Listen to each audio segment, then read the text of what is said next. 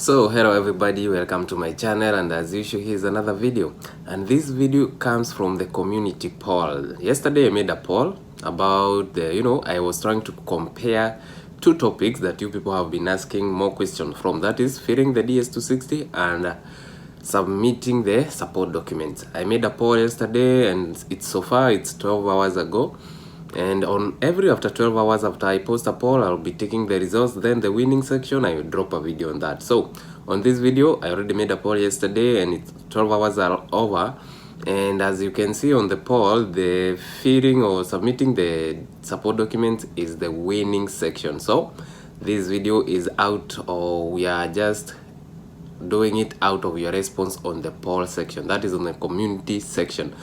So without much ado, let's go ahead and talk about the submitting support documents. So if you have not subscribed, please do so, and if you want to participate on the community poll, that is, I'll be making videos, or I will be making a poll for you guys to vote on the section you want us to talk more about. Every day it will be happening on a daily basis, so you can participate and everything will be okay. Make your suggestion count. So without much ado, let's start our video right now.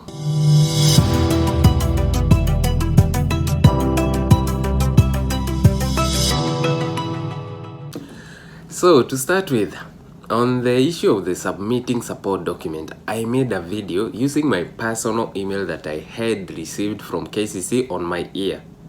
I used my personal email, I still have it up to now, explaining deeply, step by step, what you need, the specific documents you are supposed to submit to that. I did a video on that, and if you want to check it out, please, the link is above this corner.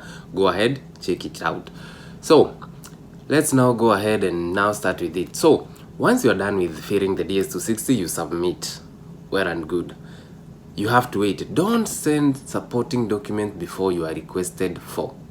You can submit something you haven't been requested. So wait. And again, I'll tell you, out of my experience, personally, I filled the DS260 around May. That is back on my year, that was 2019. I filled on May, but I had to wait up to around October. You can count from May to October, it's around 4-5 months around there.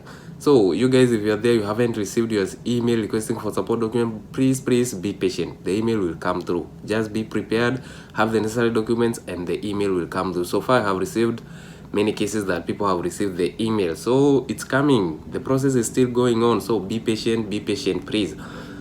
So once you receive the email, one thing the email will be requesting of the following documents. 1, biography page of your passport. That is you yourself and your beneficiaries, those that you are traveling with, anyone who is with you, that is your partner, your children, and all that, everybody. Passport biography page. So if you don't have a passport, please don't that's why I told you, on the DS260, don't fill without the passport, because they will be requested on a future date. So first get the passport, then go ahead. So one of the documents is the passport biography page, and again, you don't send them like hard copies like mailing service. No, they will send you an email, then you will reply to that email by sending them an email with a scanned document. You go to the cyber or something like that, scan your document. So one of the document is the passport biography page. And again, if you have different passport from the one that you used on the application stage, maybe your passport expired along the way, please attach the new passport, the valid one, and again send a scanned copy of the passport that you used on the application stage, so that, and write a short note why or what is going on, like explain a little bit about I changed my passport because of expiry due to this 1, 2, 3 factor. Please attach the copy of the passport that you used on the application stage, and and go ahead, and if you have 2 passports, that is, one is expired or something like that, attach the passport of the application stage and now the passport that you are having, the valid one. So for those who are still using the same passport, there's nothing for you, just attach the passport that you are using. So that is the first document, that is the passport. The second document is about the birth certificate. Again, you as the applicant and also your beneficiaries, everybody is requested to submit the birth certificate. That's it. The other one is the for those who are marriage certificate. You'll be requested, so be prepared. The other document will be if you have maybe some previous marriages, like you have termination for some previous marriages, they will request for the termination certificate or divorce letter or something like that. And if maybe you are divorced, like something like death happened or something, they will be asking for the death certificate for your previous spouse. So be prepared with those.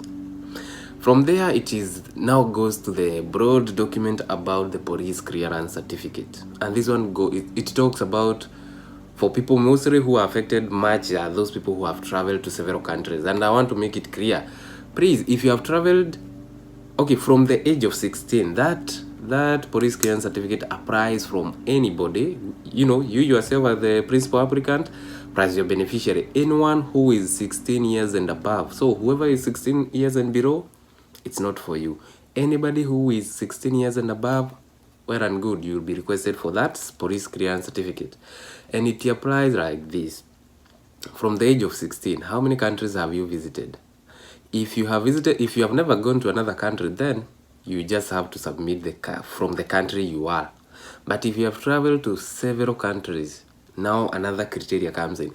Any country that you have traveled and you stayed there over 6 months. So below 6 months, they don't need it. But over 6 months, they will be requesting for it. So it's up to you.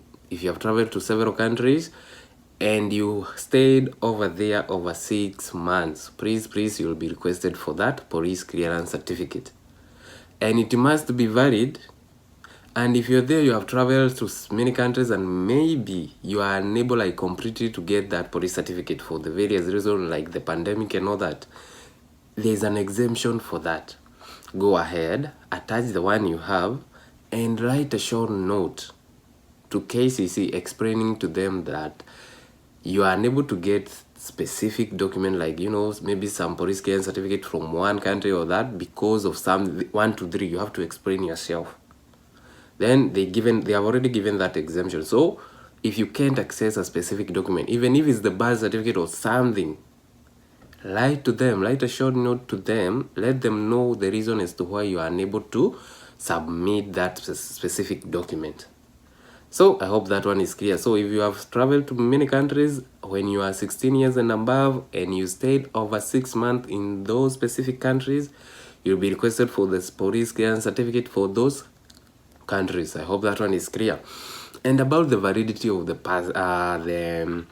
police clearance certificate, some countries is 3 months, some countries 6 months, some countries 1 year. It depends from the country you are applying from.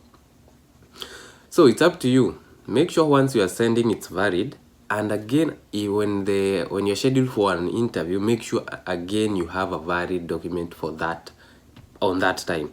So if you are in a foreign country, for example, maybe you have scheduled your interview in your home country, but currently you are in the foreign country, you can go ahead and submit a current police clearance certificate for that current country. But even if once you attend the interview in your home country, maybe the police clearance certificate from the foreign country will be expired, but make sure that you left that country when that police clearance certificate was valid. If you left that country, if you had a police clearance certificate from a specific country and you left that country before it was, expired, you left that country when that police clearance certificate is valid, there's no problem with that. You can proceed with that police clearance certificate at the interview stage, even if it's, invalid. But it was valid when you left that specific country. I hope that one it's clear. I hope it's clear up to that point. So long as it was valid when you left that country, it's okay. It's okay. You can proceed with that. So if you are there, you have traveled to several countries, please make sure to prepare yourself or, apply and have the documents. At the interview stage, you must have a police clearance certificate that is current from that country you will be attending an interview. So I hope that one is clear. So from the police clearance certificate, there is something they call the military record. If you have, if you have ever been to if you have ever been a military of any country, whether your home country or of a foreign country, something like that, you will need to, submit the military record. So that one applies on only people who have been to the military. If you haven't, you don't have to respond to that. Then after that is the court records. If you're there, you have been jailed, you have been convicted for some crimes and all that, please go ahead and get some court records. They will be requested, so be prepared, and those are the documents you should carry. And again, there's no deadline for you to submit the support documents. It's up to you. Once you get the necessary information, submit them. I always tell you guys that once you submit, if you are ready to submit, it doesn't mean like maybe you're supposed to be interviewed on January, but you are ready to submit by January. It doesn't mean that now your interview will be like completely cancelled. No. Your interview appointment will be pushed to the next month as they wait you to submit the documents and revise them. So one thing you should know, you will never be appointed for an interview before you fill the DS-260. Secondly, before you submit the documents, the support documents. Those two things, before you do that, you can never be appointed for an interview. And once you submit the documents, they will send you an auto response telling you that they have received all the necessary documents, and they are automatic one. They will be like 2 seconds after you submit, then you get an automatic response. We have received your documents and we are processing them. Final. Then you have to wait a period of 3 to 6 weeks after you submit. You submit today, now wait a period of 3 to 6 weeks. KCC will email you an email telling you whether the documents were complete or not. So if they were complete, well and good. You have to wait until your case number becomes current, then you can be scheduled or you can be appointed for an interview. But if they were not complete, they will let you know, and they will specify the document that you have to still send. There's no problem with that. If they get to tell you that there's some document they still need, you have to get them and submit the documents to them. It's that simple. And again, guys, don't be tense. Relax, be positive, and most of all, be patient. This process is you need a lot of patience on this in this program. It's like a whole year. You have to be waiting. You do this, you wait. You get this, you continue, you wait. So be patient and everything will be good. So that's all about submitting documents. And something to add on that, if you have a family, like your case has several people, like your partner, children and all that, and once you're submitting the documents, there's a limit on a single email that you're submitting to KCC must not exceed 30 MBs. The size must not exceed 30 MB. So if you find out like your email is quite heavy, like something like that exceeds like over 30 MBs, please, it's accepted, and you're expected to send them as multiple emails. You can send 2 or 3 emails depending on the case size you have. So if your MB is more than 30 MBs, please send 2 or more. There's no problem. As long as the case number is the same, it will be very okay. So again, if you are unable to get some specific document for 1 to 3 reasons, write that reason to them. Attach that letter to them on the support documents. Attach a letter explaining as to why you are unable to submit a specific document. So I hope that one is clear. And as I said, I made a video on that, and you guys can check it out. It's already available on YouTube. So guys, today I'll be making a new poll, and it will be available. Once you come through it, you can vote, and after that I'll be making a video out of it. And again, I already made a simple poll about if you have received the email requesting for support document or not. If you have, please, on the comment section, give us, tell us your region. Just tell us like, yes, I have received, my region is this, my case number is around this. Just that will be enough, so that we can help those who haven't received to understand that something is going on, and up to what case number have received the email requesting for documents. So that's up for today. It was about support documents, and maybe soon I'll make another poll, and tomorrow, maybe after like 12 hours from now, I'll be dropping another video that you people will have voted for. So thank you for watching, and keep voting and keep subscribing too. If you know somebody, we have a Facebook page, you can follow it. That is the DV 2021 lottery updates. You can check out on that, and if you have a private question, my WhatsApp number is there, and you can check the Facebook link on the description below this video. So check it out, and see you in our next video. you.